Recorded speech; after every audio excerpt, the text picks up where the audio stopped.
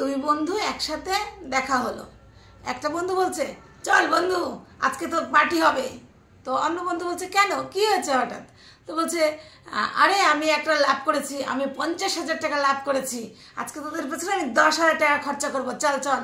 তো বলছে যে না না, তুই 10,000 টাকা তোকে খরচা করতে হবে না, তুই লাভ করেছিস রেখে দে, তুই বাঁচিয়ে রাখ টাকাটাকে, তোর কাজে লাগবে। ওই বন্ধু বলছে, চুপ কর, কেন রাখবো, চল আজকে এনজয় করব, আজকে অনেক মজা করব, চল চল বিকালবেলায়।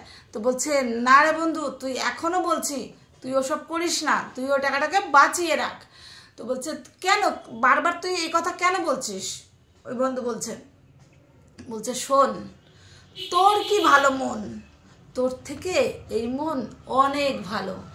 আমিও জানিস একটা সময় প্রচুর ইনকাম করতাম, তোদের পেছনে প্রচুর টাকা খরচা করেছি, কি না করেছি বল? তোদেরকে খাইয়েছি, ঘুরিয়েছি, কি করেছি, লাইফটাকে এনজয় করেছি। আর হচ্ছে কি হচ্ছে, রঙিন জীবন ছিল আমার কাছে, তোদের নিয়ে আমার খুব মজা লাগতো, খুব মজা লাগতো। কিন্তু আজকে দেখ, আমার কাছে কিন্তু আর পয়সা নেই। এখন কি ভাবি জানিস, এই যদি আমার কাছে না টাকা আসতো, আমি টাকাটাকে খুব ভালোবাসতাম, ওকে আমি খুব মান দিতাম। আর টাকা আমাকে অবহেলা করতো না, আমার সাথে বেইমানি করতো না। বেইমানি বলবো না, আমি তার সাথে খুব খারাপ করেছি, আমি তাকে কাছে রাখিনি, তাকে আমি বিলিয়ে দিয়েছি, খরচা করেছি, আনন্দ করেছি, ফুর্তি করেছি, কিন্তু টাকার মান আমি তাকে দিইনি। তাই এই টাকা যদি জীবনে কোনোদিন কামাই করতে পারি বন্ধু, এই টাকাকে আর ছাড়বো না, এই টাকাকে অনেক ভালোবাসবো।